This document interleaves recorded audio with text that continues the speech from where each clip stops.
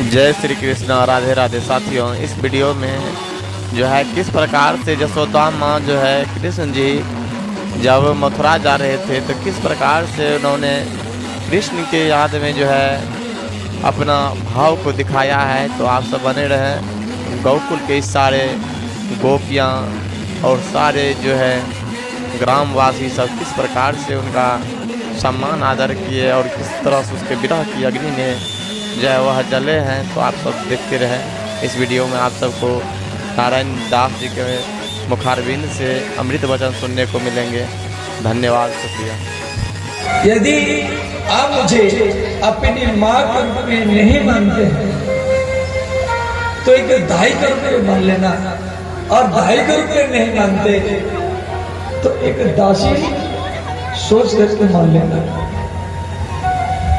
इस प्रकार कहकर कि यशोदा मैया रोने लगी। संध्या हो गया। श्री यशोदा मैया घर के कोन में खंबा के सहारा में बैठ कर के रोती है। रात काल होगा, अक्रूर कृष्ण बलराम को ले जाएगा। तो माँ यशोदा कृष्ण को भोजन करवाई। इधर कृष्ण के लिए बिस्तर भी लगाया। भगवान कृष्ण लेट गए और यशोदा मैया हर रोज कृष्ण को गोदी में सुलाती थी। और धीरे धीरे श्री कृष्ण को नींद आ गया। जब नींद आ गया तो मैया घर के कोन में बैठ करके कृष्ण को रोने लगी। जो प्रातः काल होगा, अक्रूर कृष्ण बलराम को ले जाएगा और कृष्ण का विरह वियोग में सहन करने पाएंगे। कृष्ण जाने से पहले मेरा कैसे भी वो मृत्यु हो जाना चाहिए, ये मन में उठान लिया। भैया ने क्या की, जो दीपक जल रहा था, लालटेन जल रहा था, उसको बुझा दिया और वो सीधा रात में यमुना की ओर चली गई। यमुना नदी को, जहां पर अथाह जल, कालीनाग जहां पर रहता था, वो जल अथाह है, गहराई है, आंख पकड़ने से बच नहीं सकता, वहां पर चली गई। इधर भगवान कृष्ण का नित्य टूटा। दीपक जलाए, मैया को ढूंढे तो मैया नहीं मिली। तो कृष्ण हर कमरा में यशोदा मैया को ढूंढे। तो नंद बाबा के पास पहुंचे, बोले बाबा मैया कहाँ है? नंद बाबा बोले कन्हैया तेरी मैया को बड़ा कष्ट है, देख किस कमरा में बैठ कर के रो रही होगी।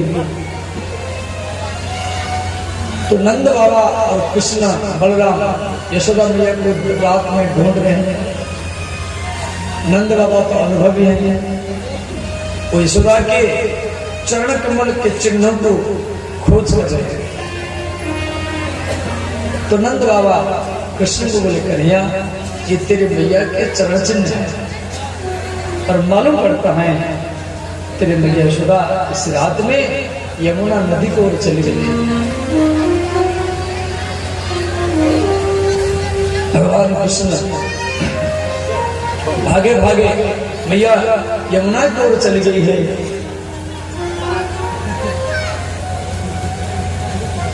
तो श्री यशोदा मैया काली धाम में कूदने के लिए जा रहे हैं और भगवान कृष्ण दौड़ करके आए, मैया की आंखों को पकड़ करके रोक लिए। श्री कृष्ण यशोदा मैया को बोले मैया ये काम गलत है, अब मेरे सिर पर हाथ रख, आज के बाद ऐसा काम कभी नहीं करना है। मैया रो मत, मुझे तो मथुरा जाना ही पड़ेगा, क्यों मैं जिसके लिए अवतार लिया हूं वो काम अभी भी अधूरा है। मुझे कंस को मारना है, जरासंध को मारना है, शिशुपाल दंतवक्र बाणासुर को मारना है। धर्म स्थापन करना है, वो सब काम अभी अधूरा है। मुझे तो मथुरा जाना ही पड़ेगा, परंतु भले मैं मथुरा में रहूं या द्वारिका में रहूं या हस्तिनापुर में रहूं, तो ये भागवत, ये समाज मुझे देवकी का पुत्र नहीं, यशोदा का पुत्र कह करके मिलेगा। श्री कृष्ण यशोदा मैया को पकड़ करके महल में लाए। माँ यशोदा रात भरी होती रही। रात काल हो, अक्रूर रथ तैयार किया। एवं ब्रवाण विरातुरम वृषभ ब्रजस्त्रियः कृष्ण शक्तमानसः विसृजलज्जा सुस्वरम गोविंद दामोदर माधवेति।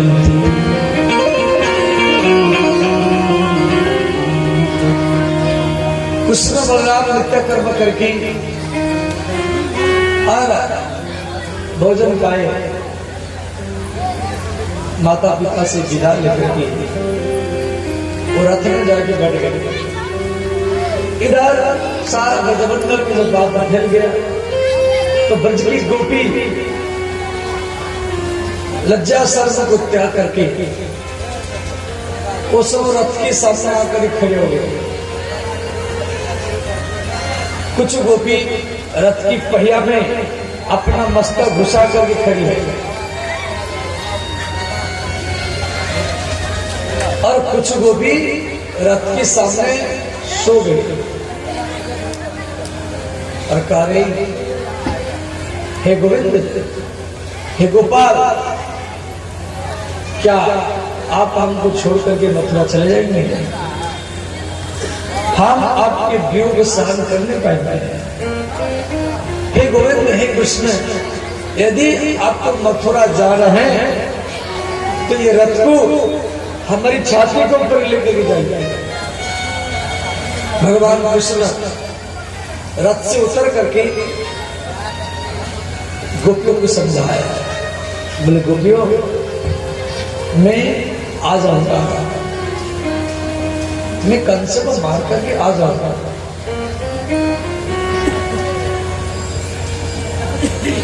सबको समझाया। तो कृष्ण गोपियों को बोले, गोपियों, राधा का एक बार मैं राधा का दर्शन करना चाहता हूं। तो गोपी बोली, हे कृष्ण, नंदगांव से आप मथुरा जाएंगे तो रास्ता में एक दो मिलन वन पड़ेगा। दो मिलन वन माने जिस वन में राधा कृष्ण का मिलन हुआ था, इसलिए दोनों का मिलन हुआ था, इसलिए वन का नाम है दो मिलन वन। और आज उसी वन में दोनों का वियोग हो गया। तो गोपी कह रही, हे कृष्ण, उसी वन में कदम वृक्ष के नीचे राधा आप याद करके रो रहे हैं। हम उसको बुलाए, जो किशोरी जी श्री कृष्ण जा रहे हैं, चलो मिलकर के आएंगे। तो राधा रोने लगी। राधा ने कहा, गोपियों, मैं छुप करके उनका दर्शन दूर से कर लूंगी और उनके सामने नहीं जाऊंगा। तो ये बात जब श्री कृष्ण सुने, राधा छुप करके मेरा दर्शन करेगी, तो कृष्ण अकेले उसी वन में गए। तो राधा बैठ करके रो रही थी। तो श्री कृष्ण राधा के चरण में प्रणाम किया। राधा के दोनों चरणों को कृष्ण अपने हाथ में लिए और अपना मस्तक राधा के चरण में रखे। बोले, राधे, मैं आपसे विदा लेने के लिए आया। मैं बाबा को मैया को, गोपियों को, ग्वालों को, सबको बोल रहा कि मैं आऊंगा। किशोरी जी, ये मेरा अंतिम मिलन है। आपको श्रीदामा का अभिशाप है। मैं 100 वर्ष आपसे दूर रहूंगा। राधा का गोलक धाम में कृष्ण के मित्र सुदामा, श्रीदामा गोलक धाम में अभिशाप जाता है। कथा तो लंबा है। हे राधे, जिस कृष्ण को आप इतना प्रेम करती है, उससे 100 वर्ष दूर रहना पड़ेगा। वही बात आप कृष्ण याद दिला रहे हैं। राधे, मैं 100 वर्ष आपसे दूर रहता था। तो राधा इतना रोने लगी, तो कृष्ण राधा को अपनी गोदी में बैठा करके राधा की आंखों से इधर से दो, इधर से दो 4 धार अश्रु बहे। कृष्ण राधा को अपनी गोदी में बैठा करके और अपने अंगूठा से आंसुओं को मिटा रहा है। 3 धार आंसू मिटा दिए, 4था धार आंसू मिटाने के लिए जा रहे हैं। तो राधा कृष्ण के हाथ को पकड़ती है और कहती, सुंदर, मेरे आंखों में 1 धार आंसू छोड़ दीजिए। कृष्ण कह रहे, राधे, जाते समय में यदि ये आंसू दिखाई देगा तो भी कंस को मार नहीं पाऊंगा, और मैं अर्जुनों को आगे करके मैं महाभारत युद्ध करूंगा। और इस देख के मैदान में यदि आपको आंसू मुझे दिखाई देगा तो भी मैं महाभारत युद्ध कर नहीं पाऊंगा। मुझे राजनीति करना है, यज्ञ करना है, युद्ध करना है। हर क्षेत्र में ये आंसू से याद आएगा। भगवान राधा के 4 धार आंसू मिटाया और बोले, हे राधे, मेरे विरह में रोना मत। ये वृंदावन आपका है, वृंदावन की सुरक्षा आप ही करना। मेरे याद में यशोदा मैया, नंद बाबा, ग्वाल वाल, बछड़ा, गैया सब रोएंगे और इनको सांत्वना आप ही देना। कृष्ण बोले, राधे, आज के बाद हमारा मिलन शरीर से नहीं होगा, सपने में होगा, मन में होगा, बुद्धि में होगा, चिंतन में होगा। राधा रोने लगी। राधा ने कहा, श्याम सुंदर, यदि आपके वियोग में राधा सोएगी तभी तो सपने देखेगी, तभी तो सपने में ही मिलन होगा। हे श्याम सुंदर, आज के बाद मुझे कभी नींद नहीं आएगा तो मिलन कैसे होगा? आप तो भक्त वत्सल है, आप भक्तों की इच्छा पूर्ण करते हैं, क्या मेरी इच्छा पूर्ति नहीं करेंगे? आप वृंदावन को छोड़ के मत जाइए। वृंदावनम परित्यज्य पादमेकं गमिष्यामि। तो जब भगवान इस प्रकार बोल दिए, राधा बोल दिया वृंदावन को छोड़ के मत जाइए, तो वहां पर आकाश मार्ग से श्री ब्रह्मा जी, भगवान महादेव और सारा देवताओं को लेकर के उसी जोग मिलन बनना ब्रह्मा आदि देवता राधा कृष्ण का वंदन किए। तो ब्रह्मा जी यहाँ पर प्रश्न की राधा को,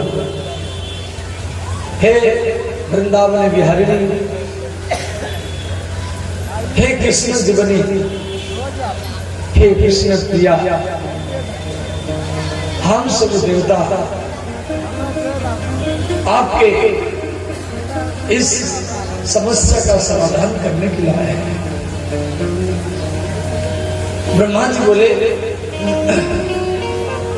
हे कृष्ण प्रिया राधा, मेरी एक प्रश्न है, एक स्त्री का प्रेम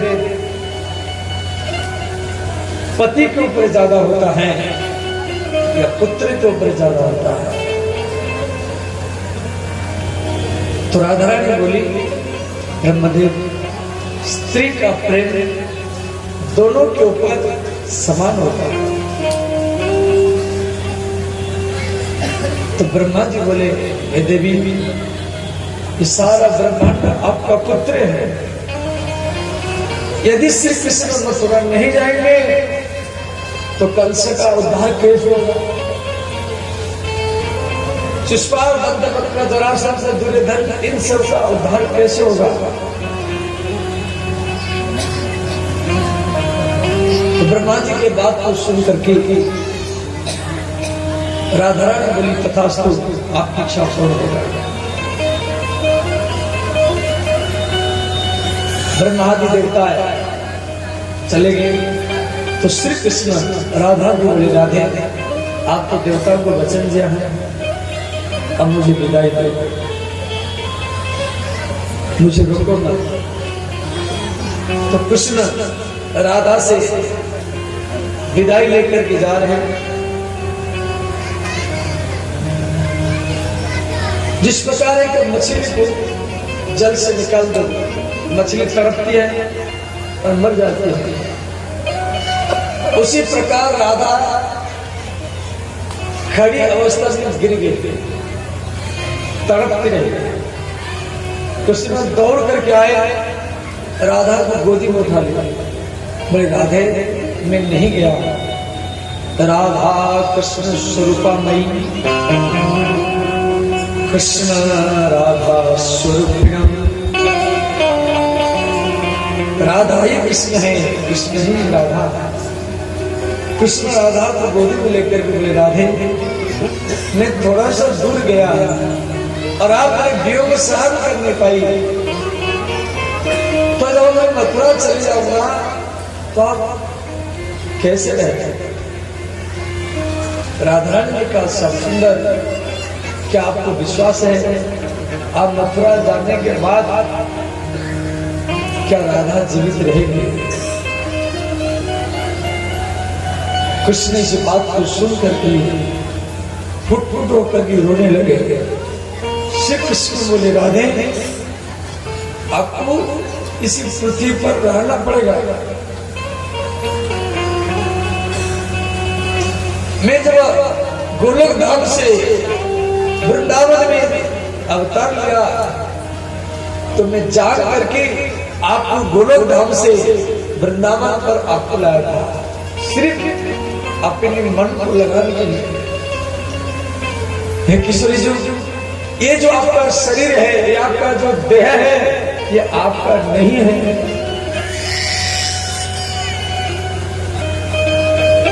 मैं इसी शरीर का ध्यान करता हूं, मैं इसी शरीर का परिक्रमा करता हूं, मैं इसी शरीर का पूजा करता हूं। आपको संसार में, समाज में, पृथ्वी पर रहना पड़ेगा, तभी मैं आपके याद में 100 वर्ष जीवित रह जाऊंगा। यदि आप इस शरीर को नहीं रखेगी तो पृथ्वी पर मेरा मन भी नहीं लगेगा। मैं वचन दे रहा हूं, 100 वर्ष के बाद मैं मथुरा में 14 वर्ष रहूंगा, द्वारिका में जाकर के 100 वर्ष रहूंगा, और 100 वर्ष के बाद में जब महाभारत युद्ध समाप्त हो जाएगा तो सूर्य ग्रहण होगा, और सूर्य ग्रहण में कुरुक्षेत्र में आपके साथ मेरा मिलन होगा 100 वर्ष के बाद। भगवान राधा को बहुत समझाए, राधा से विदा लेकर के फिर रथ में जाकर बैठे। अक्रूर को बोले, चाचा जी अब रथ को आगे बढ़ा। अक्रूर ने रथ को आगे बढ़ा दिया। इधर एक गोपी जाकर के रथ के सामने फिर खड़ी हो गई।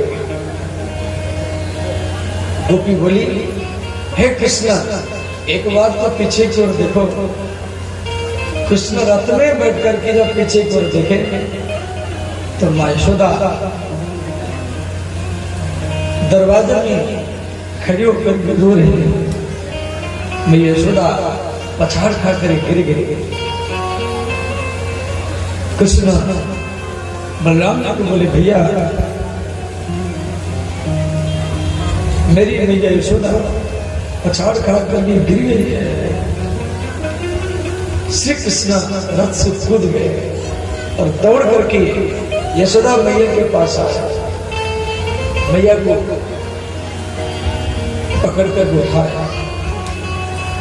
यशोदा मैया ने कहा, कन्हैया ये माखन ले जाओ, रास्ता में भूख लगेगा तो खा लेना। पुत्र मैं आपको एक बार रस्सी से उखल में बांधी थी। पुत्र मैं तुझे एक बार उखल में बांध दी थी और कभी कभी मैं तेरे कान भी पकड़ा हूं।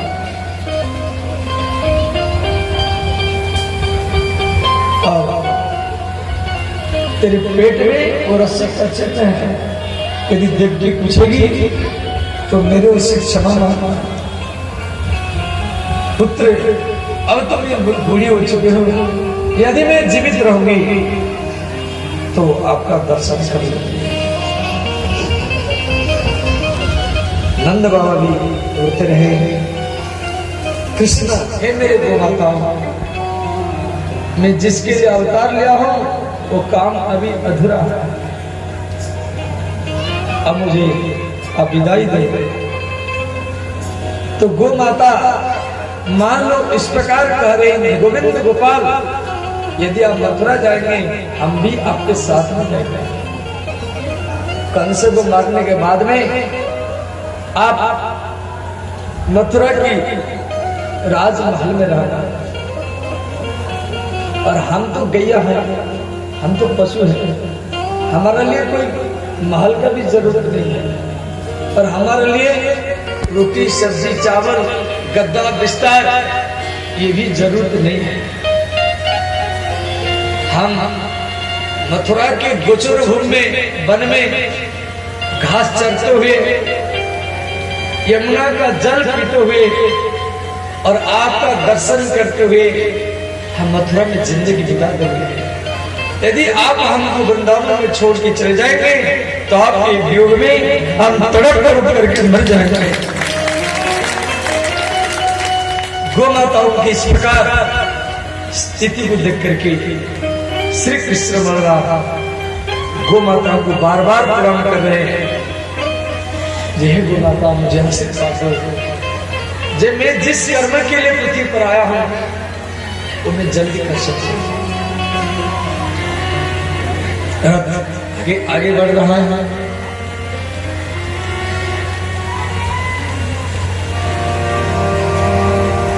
कूद गए, दौड़ कर गए, राधा को आलिंगन की और अपना मोर बनकर अपना बंसी राधा के चरण में समर्पण की। राधे मैं जब तक आपके पास रहा तब तक मैं बंसी धारण किया। अब आज के बाद में मैं अस्त्र उठाऊंगा, सुदर्शन चक्र उठा सकता हूं, गदा भी उठा सकता हूं।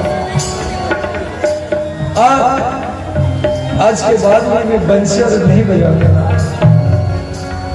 ये ब्रजमंडल आपका है, इसका सुरक्षा आप ही करना। श्री कृष्ण राधा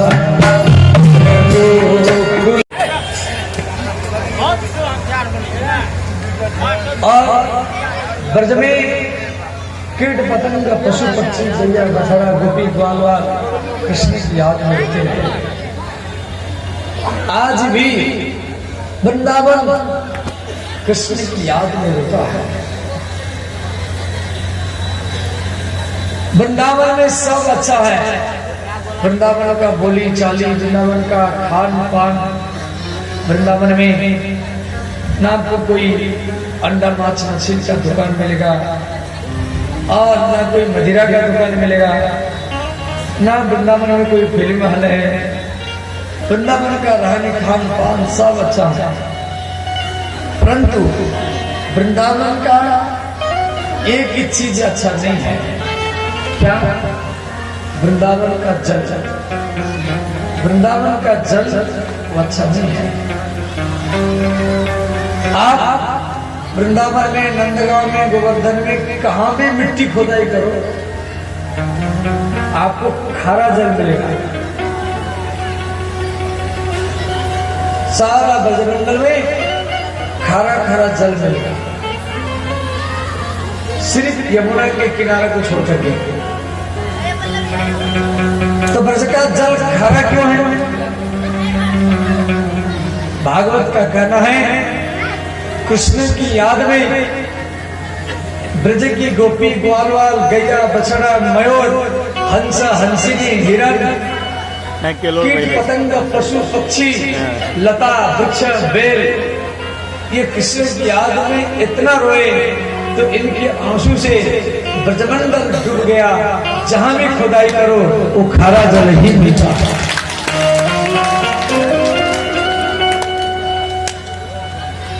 भगवान चले गए,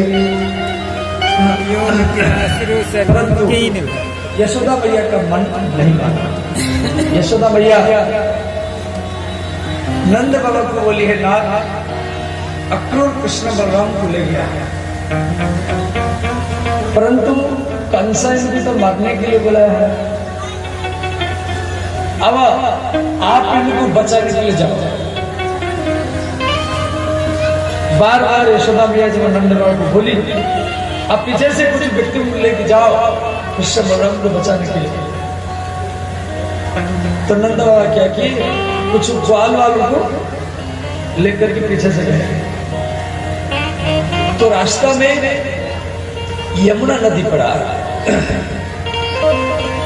तो अक्रूर जी रथ में बैठे, ये कृष्ण बलराम रथ में बैठे। अक्रूर जी बोले मैं थोड़ा यमुना जल में स्नान कर रहा हूँ, दर्शन देखे तो भगवान कृष्ण बलराम रथ में बैठे हैं और अक्रूर जी जब यमुना के जल में गोता लगाए तो भगवान श्री शेष साई नारायण का दर्शन किए। माने श्री बलराम जी संकर्षण बन गए, अनंतनाग जिनके भक्तजाली उत्पन्न है, और भगवान कृष्ण नारायण बनकर के उनके गोदी में लेते हैं। तो अक्रूर जी जल के भीतर में श्री शेष साई नारायण भगवान का दर्शन करते, फिर वो खड़े हो जाते। तो रथ में कृष्ण बलराम बैठे, फिर जल में डूबते। तो भगवान श्री नारायण शंकर का दर्शन करें, फिर ऊपर उठते। श्री कृष्ण बलराम और कृष्ण दोनों अपना मूल रूप जल के भीतर में अक्रूर जी को दर्शन करा रहे हैं। और अक्रूर जी स्नान कर लिए। संतों का मत है यही तक भगवान 5 नियम अपनाए थे। ब्रज में भगवान 5 नियम अपनाए थे। 5 नियम क्या है? पहले तो श्री कृष्ण ब्रज में कभी जूता चप्पल नहीं पहने, नंगे पैर में रहे।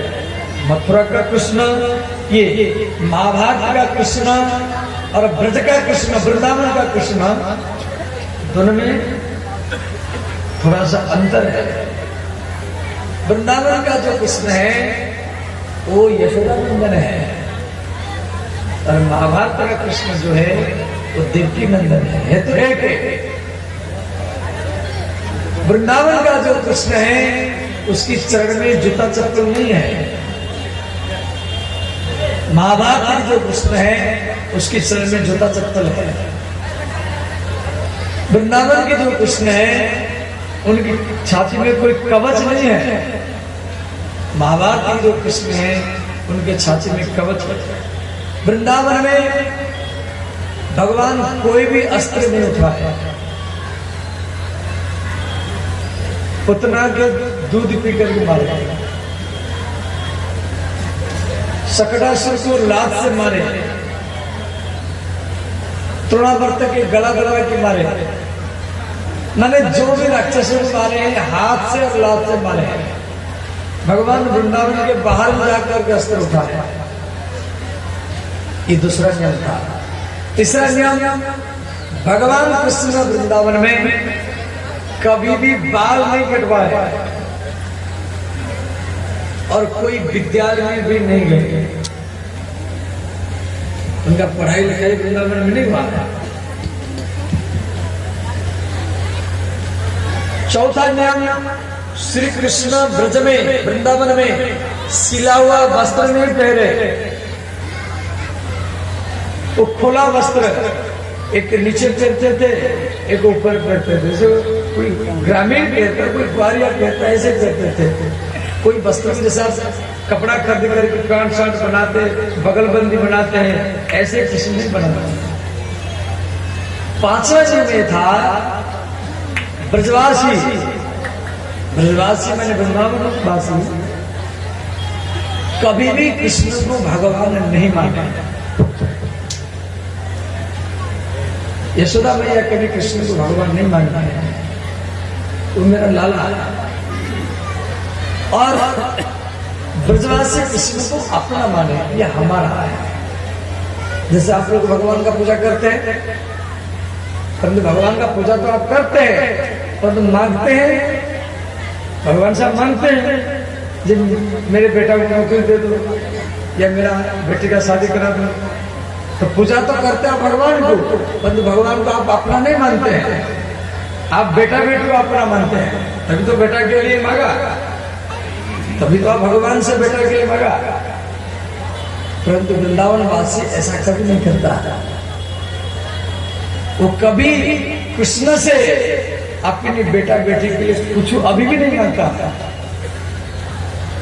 उनका ये सोच है कृष्ण हमारी क्या इच्छा पूर्ण करेगा, हम कृष्ण की ही इच्छा पूर्ण करेंगे। इसीलिए वो कभी कृष्ण या राधा के पूजा करके वो अपनी बेटा बेटी के लिए कभी भी नहीं मांगेगी। भले वो शिव जी का पूजा करके या पार्वती का पूजा करके वो अपनी बेटा बेटी पति के लिए मांग सकते हैं, परंतु राधा कृष्ण का पूजा करके वो कभी अपनी बेटा बेटी पति के लिए नहीं मांगेगी। वो सबसे बड़ा अपराध वो लोग मानते हैं। वो हरदम राधा कृष्ण को अपना नहीं मानते हैं। आज भी ये तो आपको कहानी जैसे लगता होगा कि जब तक आप वृंदावन में जाके रहेंगे नहीं तो आपको कैसा अनुभव होगा। आज भी नंद कहाँ, राधा रानी का कहाँ, ये कृष्ण का कहाँ है, और बरसाना राधा रानी का कहाँ है।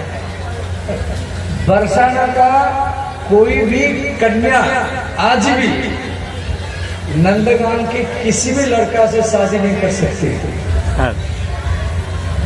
या नंदगान का कोई भी कन्या या लड़का बरसाने के किसी भी लड़का लड़की से शादी नहीं कर सकता। ये प्रथा अभी भी चल रहा है।